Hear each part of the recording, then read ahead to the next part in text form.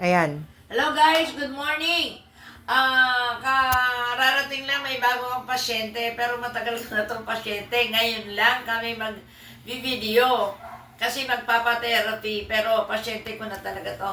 So, si pangalan at bakit pupunta?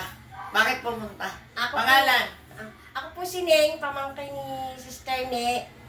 Ngayon lang ako nagpa-interview. Auntie ko na. Kasi ano ang nangyari? Bakit nung June, ano nangyari? Kasi inoperahan ako nung June 16. June 16? June 16 ba yun? June 16, Yes. tinanggal yung mattress ko kasi meron akong myoma. Lagi ako nagpapa-therapy kay auntie nung nakaraan. Ngayon lang ulit. Tagal. Kasi sobrang dami na nang nararamdaman ng katawan ko. Mula ulo hanggang talampakan masakit. Tapos yung mga kamay ko, pag sumasakit para akong lalagnatin. Tapos likod ko, kasukasuan ko, pati paa ko ang hirap bumakbang sa hagdanan. Pag akyat, pagbaba masakit. Yan, auntie. Yan. Kasi talaga pag bagong opera, lalo't major operation, hindi kasi dapat nagbabasa. Kasi para kang nanganak. Kaya, syempre walang kikilos. Kaya mararamdaman mo talaga yung hindi mo pag-iingat sa sarili. Kaya ngayon, ang tagal mo pa hindi nagpa-therapy. Pero auntie, yung tinerapy ako ni auntie kasi, yung unang naramdaman ko yung sobrang sakit ng ulo, di ba auntie? Sobrang sakit ng ulo ko, yung hindi ko na alam kung paano ako babaling matulog. Yun, inalagaan lang ni auntie ng therapy. Na wala na siya kasi kanan, kaliwa, masakit. Tapos walang unan, may unan, masakit pa rin. Ngayon, nawala na yung sakit ng ulo ko, auntie. Yes. Yung sinusuot mo ba yung salamin? Sinusuot ko lagi. Dapat Lagi ko na sinusuot yung iron yung iron spec. Oo, kasi Malaking tulong po talaga. Malaking tulong kapag kakasisot ni iron spec. Pag parang gumagaang yung ulo ko. Kaya ang laking bagay talaga ng iron spec sa akin. Yes. At saka,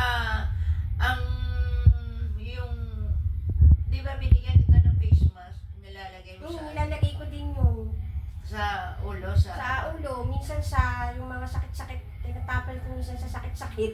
Kung Ganon. So, kaya ngayon, magte-therapy kami. Ang therapy namin talaga is talagang from head to foot. With vinegar. Hindi lang hot compress, kundi kasama ang vinegar. At mamaya, masasabi niya kung after ng therapy kung anong naramdaman niya. Kasi buong katawan niyan. Kaya ang masasabi ko, Neng, kailangan mag-iwas ka sa paghawak ng malamig. Kaya use gloves. Paghugas ng plato, paghugas ng malamig. Kasi yan ang kamay kasi, ang lamig hanggang taas. Ang paa naman, ang lamig hanggang baywang.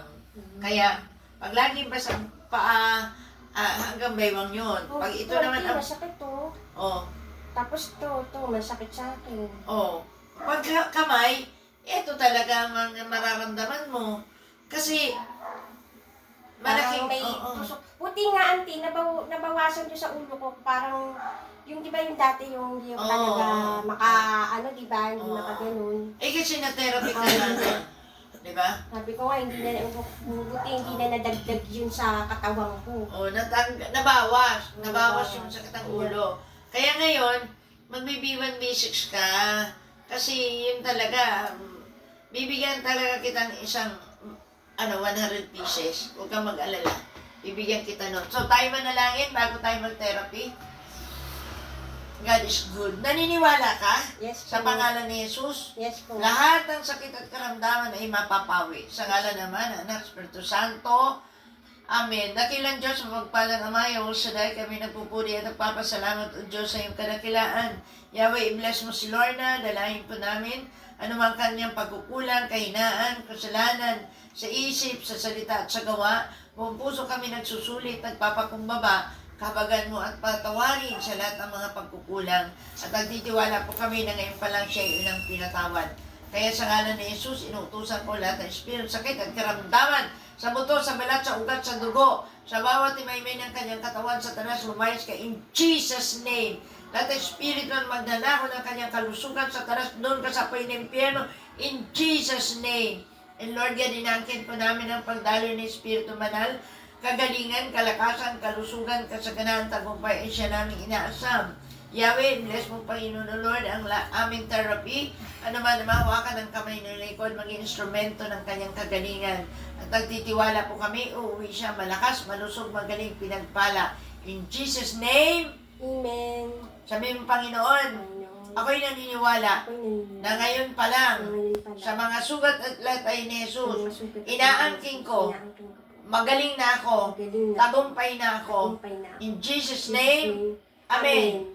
Espiritu Santo, Amen. Hi guys, magte-therapy na kami. Hello guys! After ng therapy, tanungin natin kung anong pakiramdam.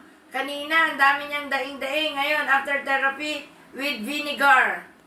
Neng? Auntie, gumaang na yung balikat ko. Tapos yung mga kamay ko na close open ko na. Tapos yung tuhod ko na nanginginig ko kumaakit sa hagdan.